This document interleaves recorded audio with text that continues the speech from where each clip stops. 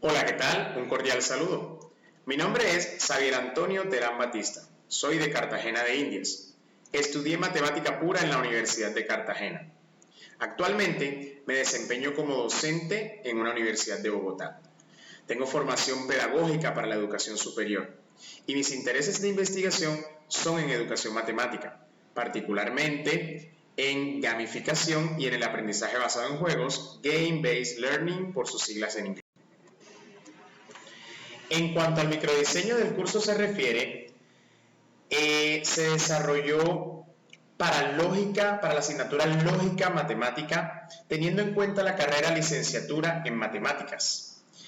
Se tomó en cuenta 4 créditos académicos para esta asignatura, para un total de 4 horas semanales, que para las 16 semanas del semestre constituye 64 horas de atención directa del docente, 128 horas de trabajo independiente del estudiante, para un total de 192 horas durante el transcurso del semestre. Se estableció una justificación del curso, la cual emana la importancia de la lógica matemática para la carrera.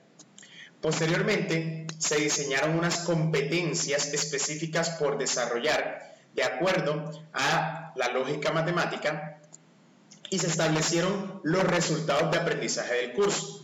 Se decidió tomar 4 resultados de aprendizaje para hacer énfasis en cada uno por las diferentes unidades en las cuales se dividió el curso. Cada uno de estos resultados de aprendizaje da lugar a una respectiva evidencia y cada evidencia tiene una actividad de aprendizaje, una estrategia pedagógica y es alusiva a uno de los resultados de aprendizaje trabajados. De la misma forma, el contenido teórico y práctico del curso fue dividido en 4 unidades temáticas generales. Estas 4 unidades temáticas son lógica proposicional, inferencia, cuantificadores y métodos de demostración. Fueron divididas de tal manera que los contenidos o subcontenidos que tiene cada una de estas unidades se den en las 16 semanas del semestre y completen las 192 horas totales, teniendo en cuenta las 64 directas del docente y las 128 de trabajo independiente. Además, se establecieron unos recursos educativos y herramientas TIC fundamentales para llevar a cabo cada una de estas temáticas y el desarrollo del curso Lógica Matemática durante el semestre. Estos contenidos tienen las herramientas TIC como principal aspecto y herramienta a tener en cuenta. Luego, se establecieron las referencias bibliográficas básicas del curso, que son muy fundamentales ya que cada una de ellas contiene el contenido que vamos a estar trabajando durante la asignatura en el semestre. Bien, continuando con nuestra unidad 1 de lógica proposicional, recordemos que el objetivo para esta unidad es brindar al estudiante algunos elementos fundamentales de la lógica matemática y su correspondiente clasificación, así como brindar las herramientas para identificar y construir proposiciones lógicas. Recordemos de la clase anterior que vimos las proposiciones simples. Estas proposiciones simples que en el lenguaje cotidiano, como por ejemplo las rosas son rojas, y en el lenguaje simbólico simplemente la denotamos con una letra minúscula P, Q, T. Por ejemplo, aquí tenemos las rosas tienen espinas, Q. Y también tenemos en el país hay violencia, sería T. Esa es la manera como tenemos un símbolo dado por una letra minúscula y hablamos de una proposición simple. También recordemos de la clase anterior que observamos las proposiciones compuestas. Las proposiciones compuestas, que son aquellas que en el lenguaje cotidiano decimos como las rosas son rojas y tienen espinas. En el país no hay violencia. La selección Colombia ganó o perdió. Si estudio lógica, entonces podré determinar la validez de un razonamiento lógico. Un número es divisible por 2 si y solo si es par. Esas proposiciones compuestas nos damos cuenta que tienen unos conectivos. Esos conectivos se llaman conectivos lógicos. Como podemos observar aquí, el conectivo lógico es el y. En la segunda oración el conectivo lógico es el no. En la tercera oración el conectivo lógico es o. En la cuarta oración entonces tenemos un conectivo lógico que inicia con un sí y continúa con un entonces. A este es el conectivo que le llamamos condicional. Y en la última tenemos el conectivo lógico sí, solo sí, para indicar que se cumple de izquierda a derecha y de derecha a izquierda. Ese se le llama bicondicional. De ahora en adelante estaremos observando el lenguaje coloquial o el lenguaje tradicional y la simbología en cuanto a los conectores y las proposiciones simples. Por ejemplo, aquí tenemos una tabla del lenguaje natural versus el lenguaje simbólico. Ahí, en el lenguaje simbólico lo representamos por este signo que lo podemos hacer incluso con dos dedos de la mano, mirando hacia abajo. El O se representa como una V, también lo podemos hacer con dos dedos de la mano, paz y amor. El no o la negación lo representamos con este símbolo que tenemos en la tercera fila. El sí entonces o la implicación simplemente es una flecha mirando hacia la derecha y el sí solo sí es una doble flecha, una mirando a la derecha y una mirando a la izquierda. De ahora en adelante estaremos observando las diferentes tablas de verdad para cada uno de esos conectivos lógicos.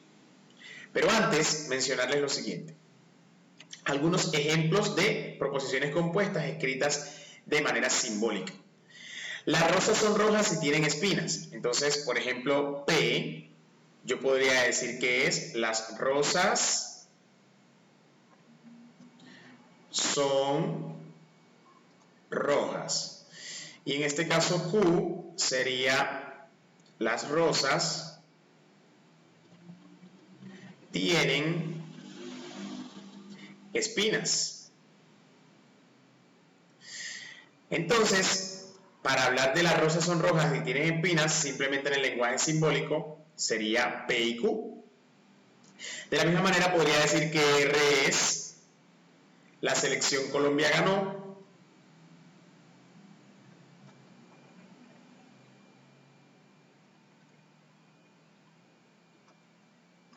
Y Q sería la selección Colombia perdió.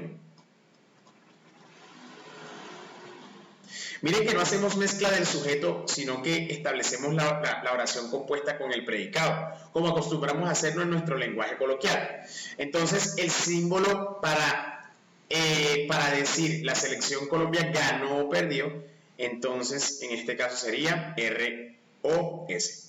De esta manera también la negación de T sería en el país no hay violencia, teniendo en cuenta que T sería en el país hay violencia. Asimismo, para el condicional, ¿verdad? Podríamos decir que M, si tenemos la oración, si estudio lógica, entonces podré determinar la validez de un razonamiento lógico, pues M sería estudiar lógica, N sería determinar la validez de un razonamiento lógico, entonces, si M, entonces N. Entonces decimos, esta se lee P y Q, R o S, la negación de T o no T. Esta se leería si M entonces N o M entonces N. Y la siguiente o la última, que es la de bicondicional, para decir, por ejemplo, un número es divisible por dos sí, solo sí es par, podemos decir A, sí, solo sí B, teniendo en cuenta que A sería un número es divisible por 2 y B sería un número es par. ¿Listo? Esta es una primera tabla de verdad, la tabla de verdad para la negación. Si tengo una proposición P y esta proposición tiene dos valores de verdad, los dos posibles valores de verdad, que sea verdadera o que sea falsa, pues la negación sería, cuando negamos la verdad, pues sería falso, ¿verdad? Y cuando negamos la falsedad sería verdadero. En cuanto a la tabla de verdad de la conjunción, la tabla de verdad de la conjunción sería la siguiente. Tenemos para P los siguientes valores de verdad: verdadero, verdadero, falso, falso. Para Q sería verdadero, falso, verdadero, falso. ¿Cómo establecemos la cantidad de valores de verdad por preposición? Teniendo en cuenta el valor numérico 2 elevado a la n. En este caso, n indica el número de proposiciones. ¿Sí? Entonces, Como en este caso hay dos proposiciones, pues 2 elevado a la 2 es 4, así que tenemos 4 valores de verdad para esas dos proposiciones. Pues la combinación sería que P sea verdadera y Q sea verdadera, que P sea verdadera y Q sea falsa, que P sea falsa y Q sea verdadera, o que P sea falsa y Q sea falsa.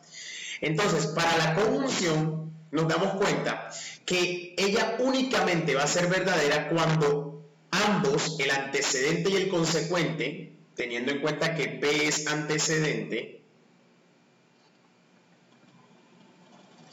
y Q es el consecuente,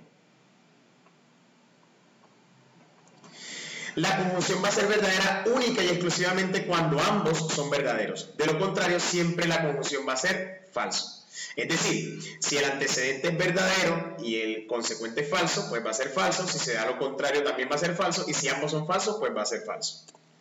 En cuanto a la tabla de verdad de la disyunción, tenemos que tener en cuenta lo siguiente. La disyunción, que es el O, hay un O exclusivo y un O inclusivo. Recuerde que yo podría decir, por ejemplo, si tengo 1000 pesos y voy a la tienda y quiero comprar y la gaseosa vale 1000 pesos y un pan vale 1000 pesos. Entonces, con los 1000 pesos puedo comprar o la gaseosa o el pan, pero no ambos a la vez. Mientras que lo inclusivo, ¿verdad?, me permite, con cambiando un poquito las premisas, o obtener una cosa, o obtener la otra, o obtenerlas ambas. Entonces hay que tener en cuenta eso, que lo estaremos hablando en la próxima clase. Por ahora, la disyunción tradicional para las mismas dos proposiciones y los valores de verdad va a ser verdadera en cualquier caso si las dos proposiciones son verdaderas, si al menos una de ellas es verdadera. Y en la única forma de que la disyunción sea falsa es que ambas proposiciones sean falsas. Si ambas proposiciones son falsas, entonces la disyunción es falsa, de lo contrario siempre va a ser verdadera. Para la tabla de verdad del condicional, teniendo en cuenta dos proposiciones, tenemos lo siguiente. El condicional va a ser falso únicamente si el antecedente es verdadero y el consecuente es falso. De lo contrario, si ambos son verdaderos, el condicional es verdadero. Siempre que el antecedente sea falso, el condicional va a ser verdadero. Como lo observamos aquí, antecedente falso, consecuente verdadero, entonces el condicional es verdadero. Antecedente falso, consecuente falso, entonces el condicional es verdadero. La única forma de que un condicional sea falso es que su antecedente sea verdadero y el consecuente sea falso, como lo vemos en este caso. En cuanto a la tabla de verdad del bicondicional, el bicondicional solo va a ser verdadero si ambos, tanto antecedente como consecuente, si ambas proposiciones son verdaderas o si ambas proposiciones son falsas. De lo contrario, si alguna de las dos, si se alternan, entonces se dice que serían ambos falsos. Es decir, si el antecedente es verdadero y el consecuente es falso, o viceversa, entonces el bicondicional sería falso. Esto tiene un poco de similitud, no sé si lo recuerdan, tiene un poco de similitud con la ley de los signos, ¿no? Recuerden, positivo por positivo me da positivo, negativo, aquí sería, vamos a asumir que este es positivo, esto es negativo, positivo por positivo es positivo, negativo por negativo es positivo. Acuérdense que si esto es positivo y esto es negativo, entonces esto siempre va a ser negativo, y si esto es negativo y esto es positivo y multiplicamos, esto va a ser negativo. Así que hay una similitud con la ley de los signos. Y por último, les tengo un ejercicio, vamos a trabajar un ejercicio en GeoGebra práctico para saber si entendieron y comprendieron las tablas de verdad de algunos conectivos lógicos.